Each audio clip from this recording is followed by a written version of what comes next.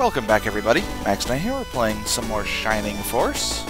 And, let's keep on going, have Luke attack this one. Now, I don't know, maybe I did some things wrong with this battle, because Luke did wind up taking a little bit of a beating. But only because, for once, they actually moved forward, which is something I didn't expect. Most of the time, those 5 enemies stay right where they're at, and for once that didn't happen. So I don't know. It was a weird battle in comparison to usual.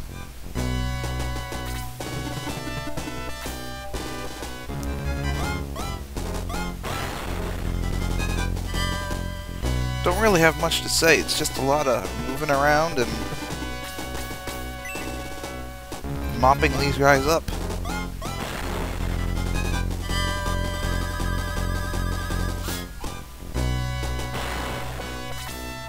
I was asked a question in one of the comments in the last video, asking if it was possible to use the people you start with in the final battle, I believe it was.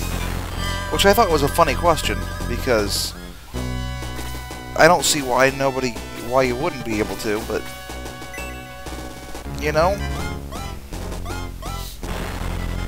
I don't know.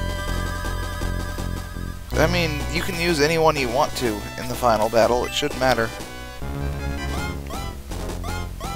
Hacks. But, yeah, it's like anybody who's joined your force is usable in the final battle. So there's no reason, or in any battle for that matter. You just have to take them out and put them back in and switch them around, and Tao can nearly die, and and even this one. This one moves forward too. It's so weird. I'm not used to those 5 guys moving forward at all.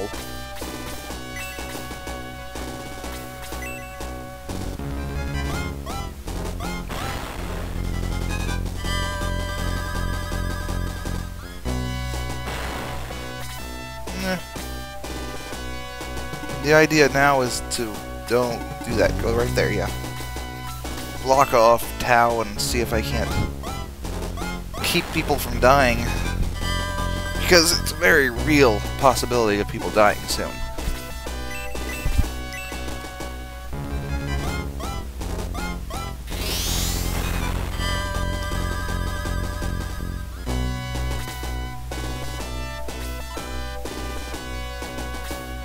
Thought about healing Max, but I decided that Tao would have been a better one to heal, because she only has 3 HP out of 10.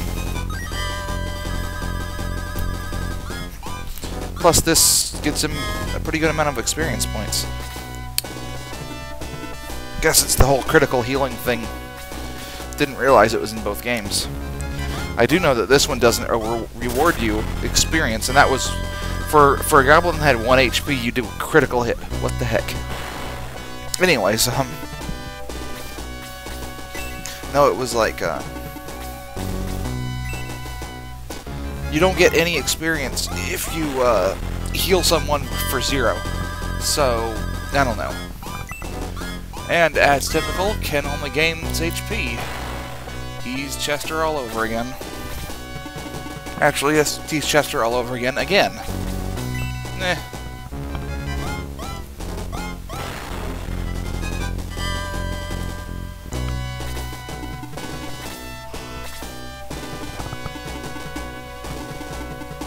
Now, the one thing that's kind of funny about the Force right now is that there are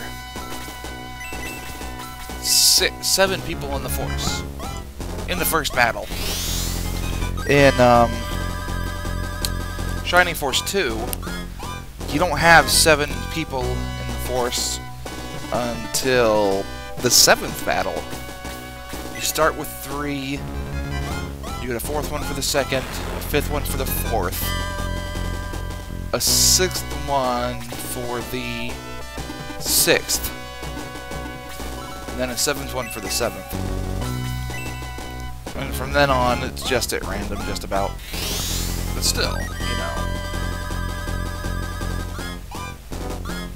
Just the idea that you start with 7 this time, or in the first game, just like, wow. So anyways, those 3 retreated, so we kind of have to chase them down and try to kill them, which the first goblin, you know, no problem there. But the rest of them can be kind of,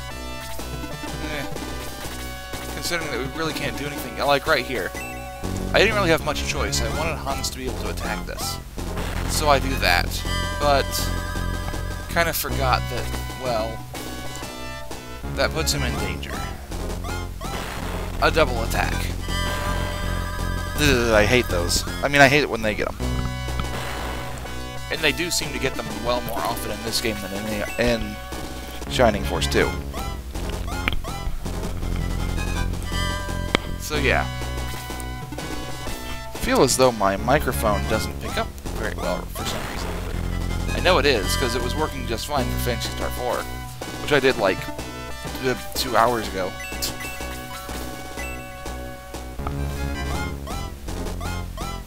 So this is our last plays. I probably should have used it on the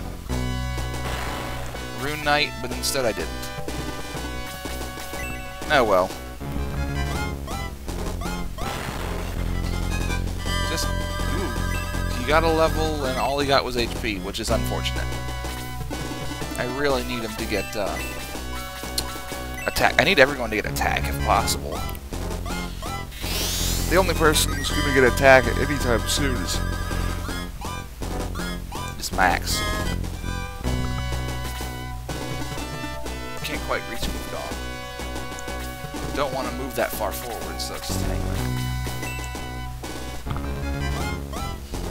The attack doesn't kill this guy, but it does get max level. 1 to everything but MP, basically.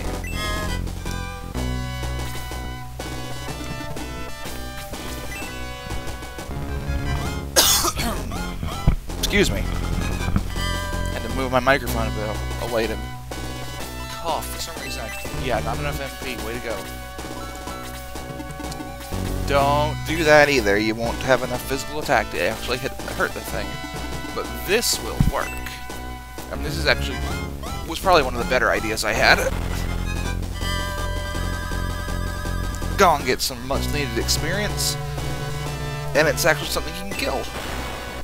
Another earthquake. Nova tells us better go. And so I leave with the intention of getting back to that hut in order to revive Hans. Because we need everyone we can get. Yeah. You already know, whatever. You guys.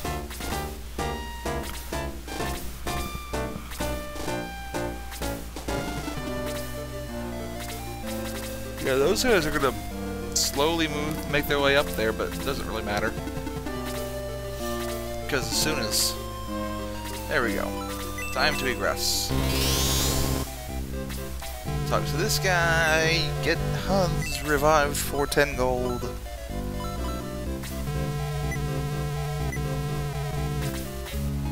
In comparison, Shining Force 1 is quite boring. But I said I'd do it. I made a commitment. Now I wish I didn't, but whatever.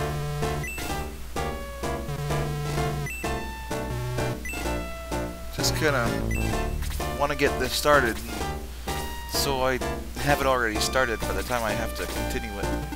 Don't want to move low up. I do want to go at, well, I probably shouldn't have moved Gong yet, but I did. Now Hans is moving into range to hit this goblin, which is a good thing. Get a little bit of experience there.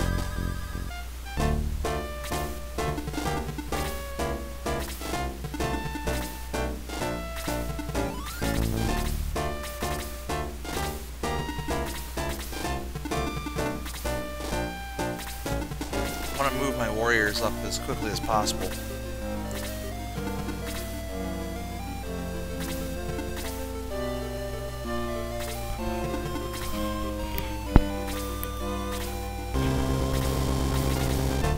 And keep in mind, I'm also trying to keep Hans in range of that one particular goblin. unfortunately, he's only going to move there because, well, that's where he's supposed to go, I guess. So, there's actually a little bit of leeway in terms of people being able to move. I should have only moved Gong one space instead of two, because Luke had range to get to that particular square, but, yeah, whatever.